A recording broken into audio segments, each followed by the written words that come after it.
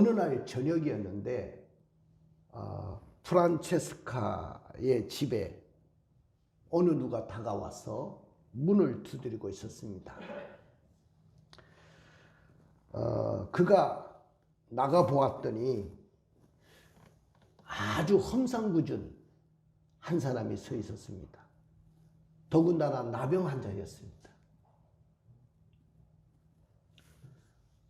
그래서 그 사람을 마주 보게 됐는데 그 험상궂은 나병 환자가 자신이 너무 추우니까 잠시 집으로 저를 이렇게 들어오게 하셔서 몸을 녹이고 가면 좋겠습니다. 저를 집 안에 들어가도 되겠습니까? 간청을 했습니다. 그래서 프란체스카가 그 손을 잡고 방으로 안내를 했습니다. 그러자 그 나병 환자가 하는 말이, 이 험상궂게 생긴 나병 환자가 하는 말이, 제가 지금까지 아무것도 먹지를 못했습니다. 배가 너무 고픕니다. 저와 함께 저녁을 함께 먹도록 허락해 주시면 감사하겠습니다. 그래서 또 프란체스카가 그 사람을 식탁으로 이끌고 가서 극진히 식사를 대접을 합니다. 두 사람이 식사를 다 마치고 밤이 깊어졌는데 그 험상궂은 나병 환자가 또 다시 부탁을 하기를, 내 몸이 너무 추워가지고 죽을 것 같습니다.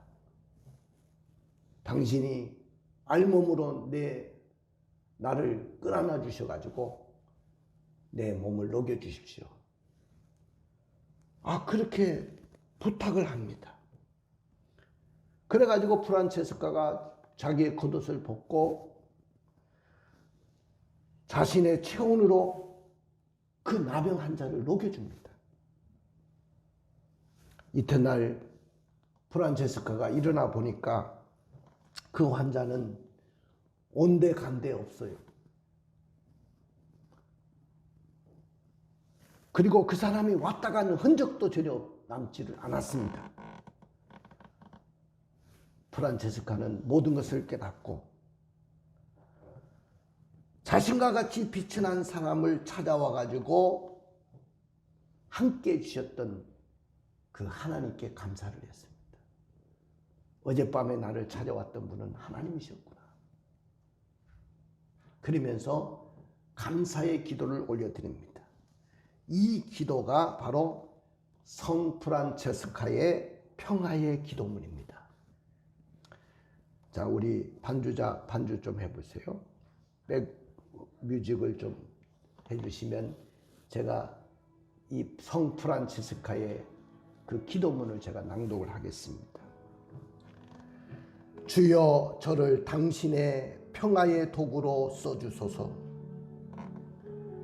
미움이 있는 곳에 사랑을, 다툼이 있는 곳에 용서를, 분열이 있는 곳에 일치를, 의혹이 있는 곳에 믿음을, 오류가 있는 곳에 진리를, 절망이 있는 곳에 강명을, 슬픔이 있는 곳에 기쁨을 심게 하소서. 오 거룩하신 주여, 위로받기보다는 위로하고, 이해받기보다는 이해하고, 사랑받기보다는 사랑하게 하소서. 우리는 줌으로써 받고, 용서함으로써 용서받고, 자기를 버림으로써 영생을 얻기 때문입니다. 여러분들, 지금 남미 출신의 그 교황청에 앉아 있죠. 그 교황의 즉위명이 뭐냐면, 교황의 즉위할 때 즉위명이 프란체스카입니다. 그래서 교황을 프란체스카 교황이라고 부르죠. 이 남미 출신의 이 교황이 자기가 이 사제의 길을 걸으면서 가장 존경했던 분이 바로 이 성 프란체스카였어요. 왜냐하면은 청빈과 박애의 삶을 살고자 하는 자기의 의지를 나타낸 것이라고 생각할 수 있습니다. 사실 우리는 인간의 행복이 얼마나 많이 소유하고 그것을 누리는가에 있다고 생각을 하지만은 이보다 더 중요한 것은 뭐냐면은 평화와 화평의 길을 걸어가는 것입니다. 그래서 성경에 보니까 마른 떡 한 조각만 있고도 화목하는 것이 제육이 집에 가득하고도 다투는 것보다 낫다. 여러분들, 우리가 우리 집에서 가난하게 살고 힘들게 살고 어렵게 산다 할지라도 행복하고 화평하게 사는 걸 하나님이 원하시지, 아무리 돈이 많고 우리가 아무리 잘 살들 뭐합니까? 서로 간에 부부 간에 다투고 부모 자식 간에 고부 간에 갈등이 있고 형제 간에 갈등이 있게 그렇게 살아간다고 한다면 그게 무슨 행복이 있겠어요? 사랑하는 성도 여러분, 오늘 본문의 말씀에 보니까 예수님이 하시는 말씀이 화평케 하는 자는 복이 있다고 말씀하셨어요. 믿으십니까? 화평케 하는 자는 하나님의 아들이라 일컬음을 받게 될 것이다. 누가 하나님의 아들이라고 일컬음을 받습니까? 화평하게 하는 자가 바로 하나님의 아들이라는 칭호를 받게 된다고 그렇게 말씀을 했습니다. 이제 여러분들 먼저 시간에 말씀을 드렸지만은 내가 내 마음속에 가난한 마음을 갖게 될 때, 다시 말하면 심령이 가난한 자가 될 때, 나는 아무것도 없습니다, 내 것은 아무것도 없습니다 하고 고백하는 그 마음이 될 때 하늘이 열린다고 했어요. 아무에게나 하늘이 열리는 것이 아닙니다.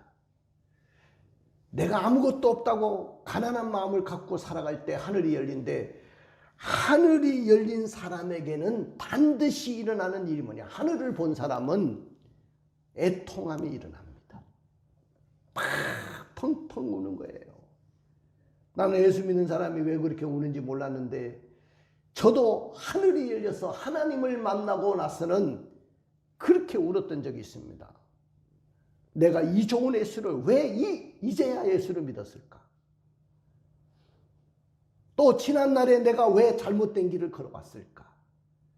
후회의 눈물을 흘립니다. 이렇게 애통의 눈물을 흘린 자에게는 하늘의 위로가 있어요.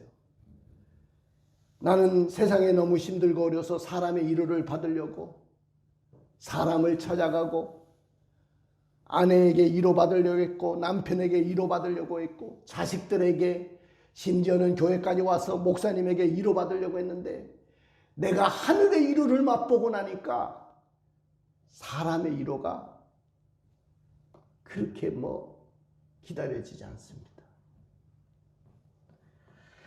오늘 하늘의 위로가 임한 사람은 마음이 그때부터 따뜻하고 부드러운 마음이 됩니다. 온유한 성품이 되는 거예요. 내 마음이 따뜻하고 온유한 성품이 되니까 사람들이 내게 붙기 시작하는 거예요. 옛날에는 찬바람이 싹 불 때는 사람들이 내게 접근도 못했는데 내 마음이 따뜻하고 부드러운 마음이 되니까 사람들이 막 나에게 몰려오기 시작합니다. 근데 그 사람이 몰려올 때 돈도 같이 따라오는 거예요. 사람에게 묻어서 오더라는 거예요. 돈이 무슨 날개가 달린 것도 아니고 발이 달린 것이 아니기 때문에 사람을 통해서 내가 돈을 벌게 해주시는 거예요. 그래서 내가 땅을 기업으로 받게 되니까 삶의 여유가 생기는 거예요. 내가 삶의 여유가 생기기 시작하면서 어떤 생각이 드냐? 나도 하나님을 위해서 좀 보람된 일을 좀 했으면 좋겠다. 하나님의 뜻을 쫓아 내가 살았으면 좋겠다. 내가 하나님을 위해서 무엇을 했으면 좋을까?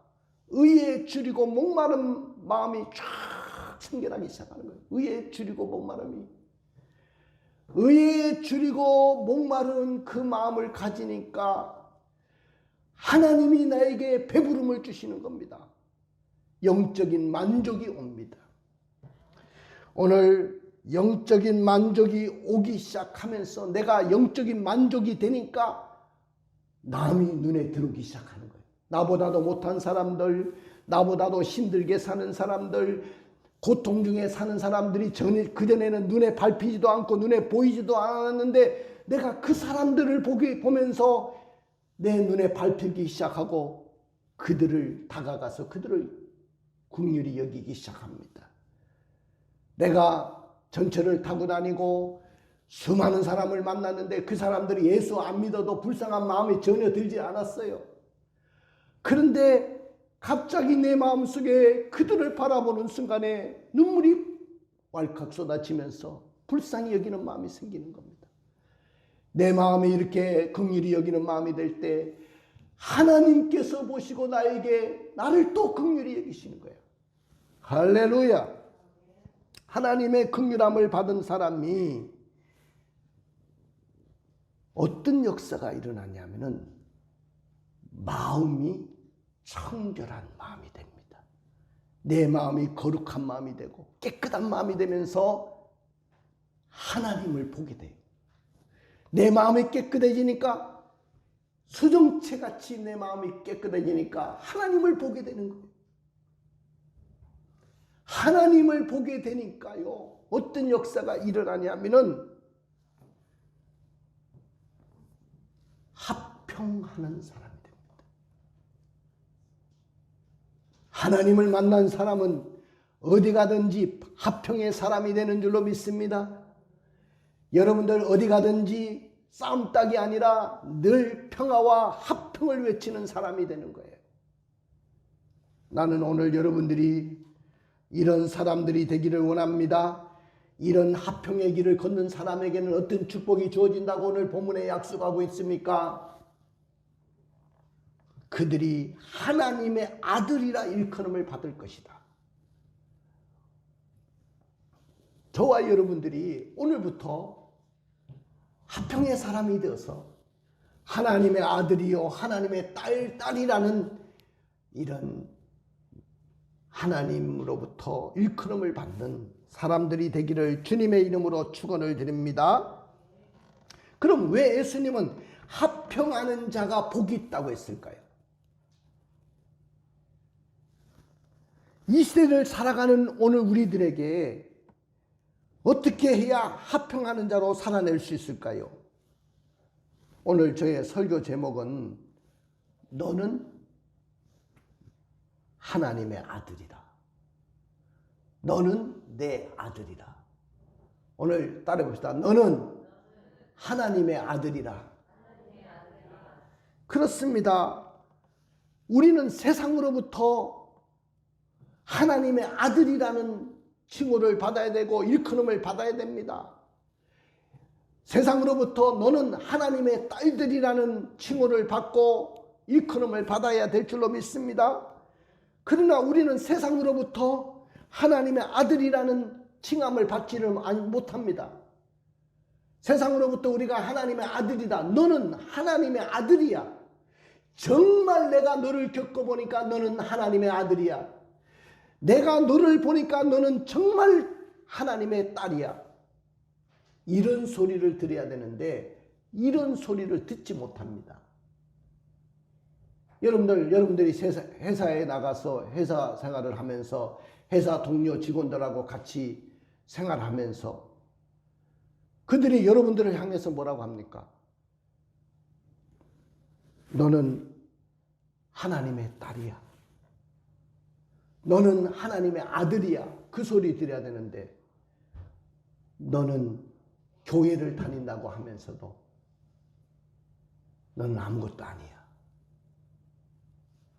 그런 소리를 들으면 되겠습니까? 진정으로 우리가 세상으로부터 들어야 될 소리는 너는 하나님의 아들이라는 소리를 들어야 될 줄로 믿습니다. 믿으십니까? 그러면 왜 우리가 세상으로부터 하나님의 아들이라 일컬음을 받지 못합니까? 그 이유는 하나님의 아들이라는 자의식이 없기 때문입니다. 자기 스스로가 나는 하나님의 아들이야, 나는 하나님의 딸이야 하는 이 자의식이 없는 거야. 자기 스스로가 내 스스로가 하나님의 아들이라는 자의식이 없고 하나님의 딸이라는 자의식이 없는데 누가 나를 하나님의 아들로 인정하고 하나님의 딸들로 인정하겠습니까? 먼저 우리가 기독교인이라고 하면은 하나님의 영으로 인도받는 사람이에요. 하나님의 영으로 인도를 받는 사람은 하나님의 지극한 사랑과 간심의 대상이 되고 하나님의 아들과 딸이라는 자의식이 내 마음속에 생기기 시작하는 거예요. 우리 한번 읽어볼까요? 로마서 8장 14절부터 17절입니다. 무릇 하나님의 영으로 인도함을 받는 사람은 곧 하나님의 아들이라. 너희는 다시 무소하는 종의 영을 받지 아니하고 양자의 영을 받았으므로 우리가 아빠 아버지라고 부르짖느니라. 성령의 친히 우리의 영과 더불어 우리가 하나님의 자녀인 것을 증언하시나니 자녀이면 또한 상속자 곧 하나님의 상속자요 그리스도와 함께한 상속자니 우리가 그와 함께 영광을 받기 위하여 고난도 함께 받아야 할 것이니라. 할렐루야. 무릇 하나님의 영으로 인도함을 받는 사람은 바로 하나님의 아들이고 하나님의 딸들인 줄로 믿습니다. 여러분들이 예수를 영접하고 예수를 믿게 되는 그 순간부터 하나님의 영이 내 속에 들어옵니다. 하나님의 영이 임한 사람은 오늘 그 성령이 우리에게 말합니다. 너는 하나님의 아들이야. 너는 하나님의 딸이라고 계속해서 말씀합니다. 우리는 다시는 무서운 종의 영을 받지 않았어요. 이제 우리는 양자의 영을 받았습니다. 하나님의 아들이라는 양자의 영을 받았기 때문에 우리가 그때부터 하나님을 아빠, 아버지, 하나님 아빠, 아버지 그렇게 부르기 시작하는 것입니다. 성령이 친히 우리의 영과 더불어 우리가 하나님의 자녀인 것을 그분이 증언하신다 그 말이죠. 자녀라고 한다면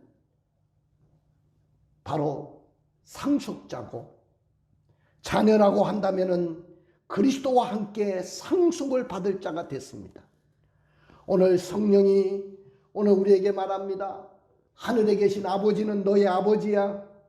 너를 위해서 놀라운 재산을 지금 준비하고 있고 너는 그의 상속자라고 격려하는 주님의 음성이 오늘 우리에게 들리기를 원합니다. 또 그 하나님은 말합니다. 너가 세상에서 넘어지고 실패하고 너가 세상에서 너무나도 힘든 일을 만났을지라도 가정 속에 너무나도 힘든 일을 지금 만났지, 너무 자녀 때문에 너무 가슴이 아프지. 그렇지만은 너는 패배자가 아니야. 너는 결코 패배자가 아니야. 이 땅에서 끝날 사람이 아니야. 인생의 마지막 걸음 건너편에 너를 위해서 내가 빛난 천국을 준비하고 있어. 영원한 기업을 준비하고 있고 너는 나의 상속자야. 너는 나의 아들이고 나의 딸들이라고 그렇게 오늘 주님이 말씀하시는 줄로 믿습니다. 사랑하는 성도 여러분, 오늘 내 마음속에 이런 자의식이 있어야 되지 않습니까? 내가 적어도 세상에서 힘들고 어려운 일을 만났다 할지라도, 내가 실패하고 낭망할 일이 있어도 너는 하나님의 아들이다. 나는 하나님의 아들이야. 누가 뭐래도 나는 하나님의 딸이야. 혹시 하나님을 아저씨라고 부르는 분 있습니까? 교회를 다니면서 입으로는 하나님을 아버지라고 부르면서 내 마음속에는 하나님의 아들이라는 그 자의식이 없고 하나님의 딸이라는 자의식이 없어요. 그러니까 조금만 어려운 일을 당하고 힘든 일을 만나면 그냥 좌절하고 낙심하고 절망하는 거예요. 사랑하는 성도 여러분, 하나님의 사랑을 받는 하나님의 아들과 딸은 얼마만큼 축복의 사람인지를 설명하고 있어요. 자, 마태복음 7장 9절부터 11절을 읽어주세요. 너희 중에 누가 아들이 떡을 달라는데 돌을 주며 생선을 달라는데 뱀을 줄 사람이 있겠느냐? 너희가 악한 자라도 좋은 것으로 자식에게 줄 줄 알거든. 하물며 하늘에 계신 너희 아버지께서 구하는 자에게 좋은 것으로 주시지 않겠느냐? 너희 중에 누가 아들이 있다고 하자.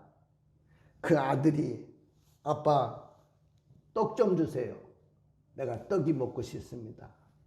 그러면 당장에 시장에 가서 내가 떡을 사다 주겠죠. 그런데 자녀가 떡을 달라고 하는데 돌을 줄 줄 알았겠냐. 얘 돌덩어리나 먹어라 이 자식아. 그러면서 돌덩어리를 던져주는 그런 아빠가 있습니까? 아빠 생선 먹고 싶어요. 맛있는 생선, 그 갈치조림 좀 해먹고 싶어요. 생선을 달라고 하는데 얘라 이놈아 뱀이나 먹으라고 뱀을 던져줄 부모가 있습니까? 그런 사람이 없다는 거예요. 너희가 악한 자라도 좋은 것은 좋은 것으로 자식에게 줄 줄 알거든. 하물며 하늘에 계신 너희 아버지께서 구하는 자에게 좋은 것을 주시지 않겠느냐. 할렐루야. 누가는 이 세상에서 가장 좋은 것은 바로 성령 하나님이라고 말씀했습니다. 구하는 자에게 성령을 주시지 않겠느냐. 하나님의 아들이고 하나님의 딸이라고 한다면 하나님은 항상 우리에게 좋은 것을 공급해 주시고 가장 좋은 환경으로 여러분들을 이끌어 주실 줄로 분명히 믿습니다. 이런 자의식이 없기 때문에 내가 화평의 길을 걷지 못하는 거예요. 두 번째는 왜 화평의 길을 걷지 못하냐 하면은 화평케 하는 자로 살아내지를 않아요. 무엇보다도 내가 화평의 사람이 되려고 하면 내 속에 화평이 있어야 돼. 내 속에 화평함이 없는 사람이 어떻게 세상에 나가서 내가 화평케 하는 사람이 될 수 있겠습니까? 오늘 본문에 보니까 이 화평케 하는 자는, 화평하게 하는 사람은 영어로 이야기한다면 피스메이커입니다. 피스메이커. 이 두 가지 말이 합성어가 된 거야. 합성어가 됐는데 피스, 평화잖아요. 메이커, 뭐뭐를 만든다, 동사잖아요. 그러니까 이 두 말이 합쳐진 거야. 뭡니까? 평화를 만들어내는 사람. 나는 오늘부터 평화를 만들어내는 사람이 되기를 원합니다. 피스메이커가 되기를 주님의 이름으로 축원을 드립니다. 여러분들은 세상에 보내진 피스메이커들이에요. 우리가 피스메이커로 살지 못하면 어떻게 우리가 세상에서 조종자 역할을 하고 어떻게 분쟁이 있는 곳에, 다툼이 있는 곳에 평화의 길을 열어줄 수 있겠습니까? 미국에서 가장 인기 없는 대통령이 누굴까요? 역대 대통령 중에서 가장 현직에 있었을 때 가장 인기 없는 대통령. 보통 미국은 4년을 하고 4년을 다시 재선하게 만들어줍니다. 총 8년 동안 나라를 다스리도록 해주는 것이 미국이에요. 근데 달랑 4년 하고 물러난 대통령이 있어요. 몇 명 안 됩니다. 그 중에 한 사람이 가장 인기 없는 대통령이 누구였냐면은 지미 카터라는 대통령이에요. 지미 카터. 카터 대통령.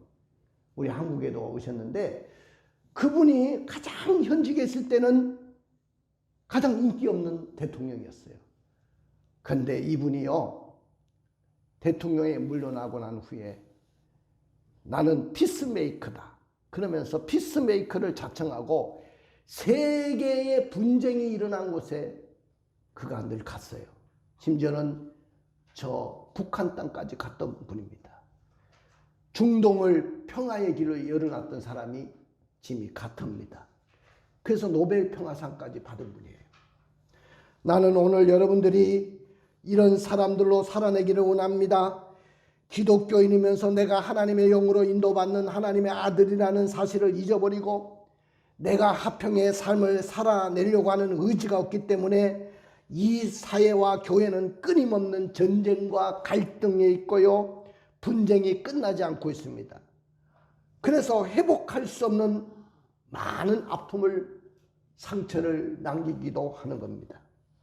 이런 기독교를 바라보는 세상 사람들의 시각은 여러분들 너무나도 따갑습니다. 쟤는 교회를 다닌대. 쟤는 기독교인이래. 쟤는 왕성교회 교인이래. 그런데 그것이 어떻게 됐단 말이야? 걔가 우리하고 다른 것이 뭐가 있어? 세상은 그렇게 반문을 합니다. 제가 교회를 다닌다고 하는데 제가 있음으로 우리 회사가 달라진 것이 뭐가 있어? 세상은 그렇게 우리를 반문합니다. 이 세상에서 화평하게 하지 못하는 사람들의 일반적인 심리를 추론해 보니까 하나님, 무엇 때문에 내가 싸움과 미움과 갈등 속에 있는 저들 속에 들어가야 됩니까? 불덩어리 속에 왜 내가 들어가야 됩니까? 왜 내가 화평의 사람으로 살아나야 됩니까? 싸움하는 곳에 괜히 끼어들면요, 오히려 갈등을 부추길 수도 있고 불똥이 내게 튕길 수도 있어요. 왜 싸움하는데 당신이 끼어드냐고 그렇게 이야기하지 마십시오. 싸움하는 곳에 내가 끼어들어서 나는 피스메이커의 역할을 해야 될 줄로 믿습니다. 싸움을 부추기는 사람이 아니고 싸움을 조종하는 사람이 돼야 되는데 많은 사람들은 나는 그것이 싫다는 거예요. 그럼에도 불구하고 우리 예수님은 너는 오늘부터 화평케 하는 자로 살아내거라. 너는 피스메이커로 살으라고 그렇게 말씀하십니다. 이 땅의 모든 기독교인들이 화평케 하는 사람으로 피스메이커로 살아내기를 주님은 원하십니다. 우리 하나님은 화평의 하나님이신 줄로 믿습니다. 그런데 욥기서 22장 21절에 이렇게 말하고 있어요. 자, 읽어볼까요? 너는 하나님과 화목하고 평안하라. 그리하면 복이 내게 임하리라. 우리가 어떨 때 가장 복이 있냐면 하나님과 화목하고 평안할 때예요. 그러면 우리가 하나님하고 어떤 관계였길래 하나님하고 화목하라고 했냐면은 로마서 5장 10절을 읽어주십시오. 곧 우리가 원수되었을 때 그의 아들이 죽으심으로 말미암아 하나님과 화목하게 되었은즉 화목하게 된 자로서는 더욱 그의 살아나심으로 말미암아 구원을 받을 것이니라.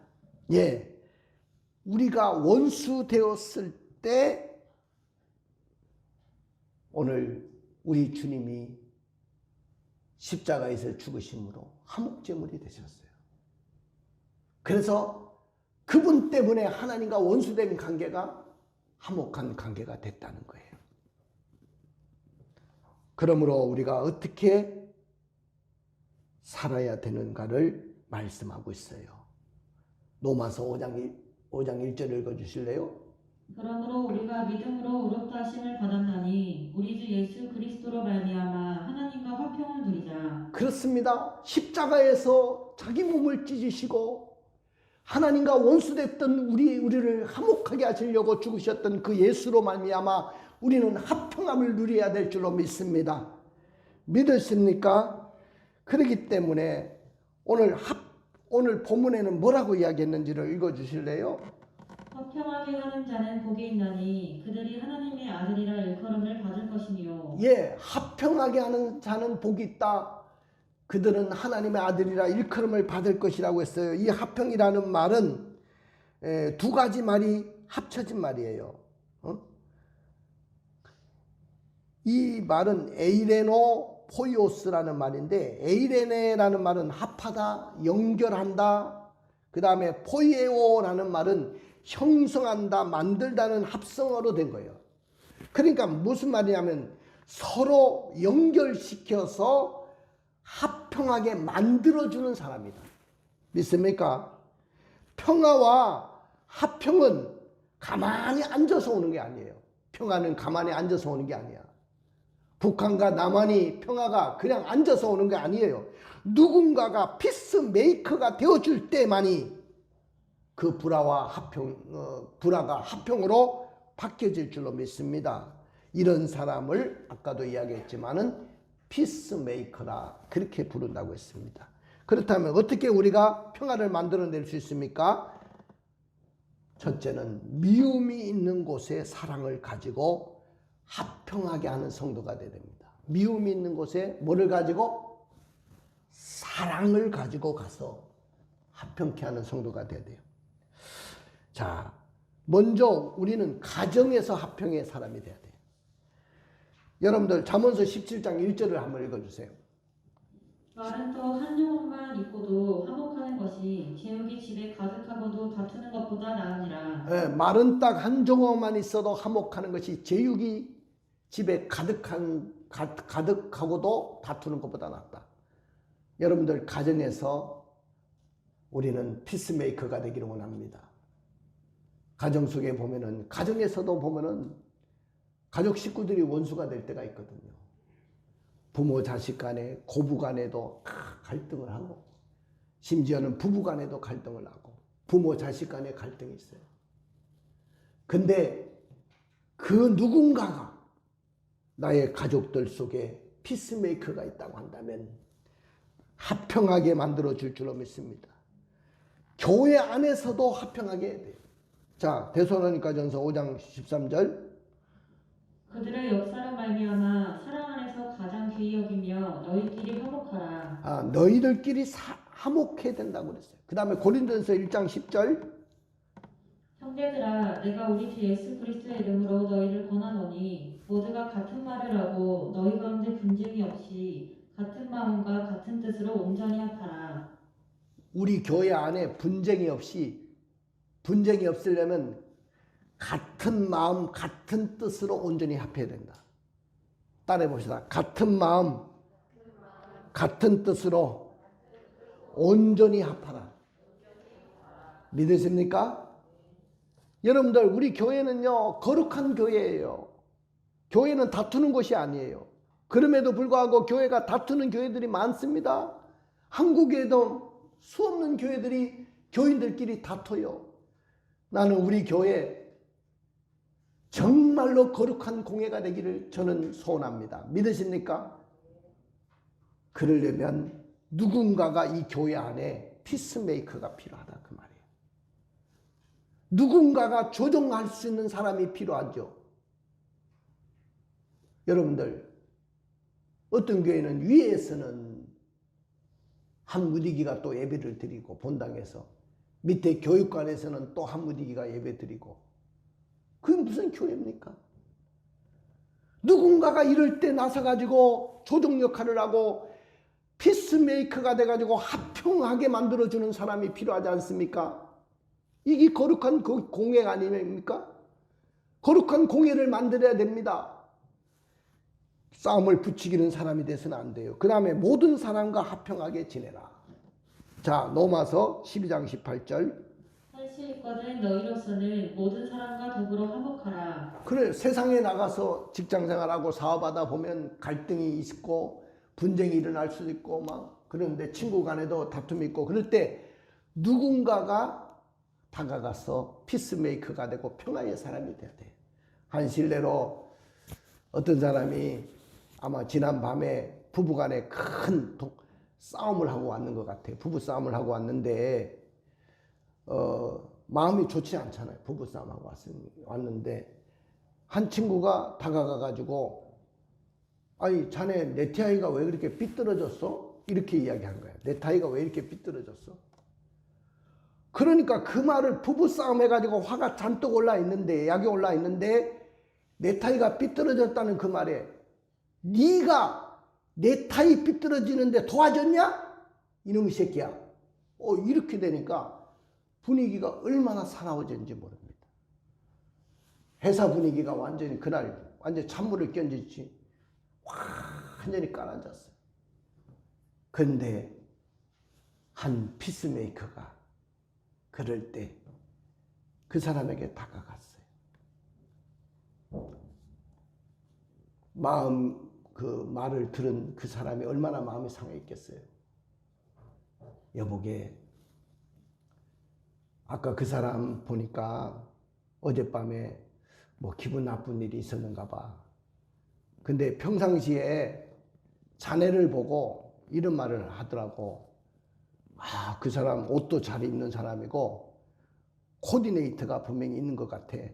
너무 멋있는 사람이야. 넥타이 색깔도 잘 맞추는 것 같고.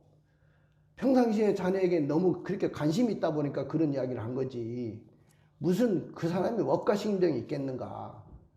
그러지 말게. 그래 놨어요. 그러니까 마음이 완전히 풀려버린 거예요.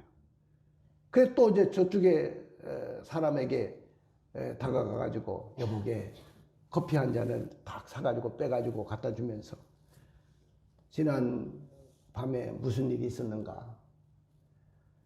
아까 그 사람이 그 자네에게 굉장히 관심이 많아. 자네에 대한 어떤 그 좋은 이야기들을 많이 하더라고 평상시에. 관심이 없으면 그런 소리 하겠는가. 자네가 이해하게. 이렇게 해가지고 상방을 그냥 분쟁 속에 있는 그 마음들을 서로 녹여주는 거야. 나는 회사 가운데서도 이런 피스메이커가 되기를 주님의 이름으로 축원을 드립니다. 근데 교회 안에서도 이런 사람도 있어요. 어떤 집사님이 항상 보면 일에 앞장서는 사람이 있잖아요. 교회 안에. 다른 사람이 하면 안 돼. 자기가 다 해야 돼. 그래가지고 늘 그렇게 해왔는데 다른 사람이 한 열심히 있는 집사가 또 그 교회에 새로 왔어요. 근데 이 집사님도 자기가 모든 일을 해야 되는 사람이야. 근데 앞에 일했던 집사님이 집안에 무슨 바쁜 일이 있어가지고 자기가 일을 못했는데 그새 새로운 그 집사가 와가지고 자기가 해야 할 일을 다 해놓은 거야. 그러니까 막 화딱지가 나가지고 막 못 참고 막 마음이 막 그랬다는 거예요. 여러분들 성경에도 보니까 그런 사람들이 있었어요. 바울 시대에도. 그래서 뭐라고 했냐면은 빌립보서 4장 2절을 읽어볼까요? 내가 유오디아를 권하고 순두개를 권하노니 주 안에서 같은 마음을 품으라. 유오디아와 순두개가 그런 사람이에요. 교회 안에서. 니네들 주 안에서 같은 마음을 품었으면 좋겠다. 한 마음을 품어다. 주님의 마음으로 합평하게 만들어주는 피스메이커가 되어야 될 줄로 믿습니다. 할렐루야. 우리는 주님의 마음으로 하나가 되십시다. 자, 빌립보서 2장 5절부터 8절을 읽어주세요. 너희 안에 이 마음을 품으라. 곧 그리스도 예수의 마음이니 그는 근본 하나님의 본체시나 하나님과 동등됨을 취할 것으로 여기지 아니하시고 오히려 자기를 비워 종의 형체를 가지사 사람들과 같이 되셨고 사람의 모양으로 나타내사 자기를 낮추시고 죽기까지 복종하셨으니 그 십자가에 죽으심이라. 할렐루야. 바로 이런 주님의 마음을, 예수의 마음을 가져야 됩니다.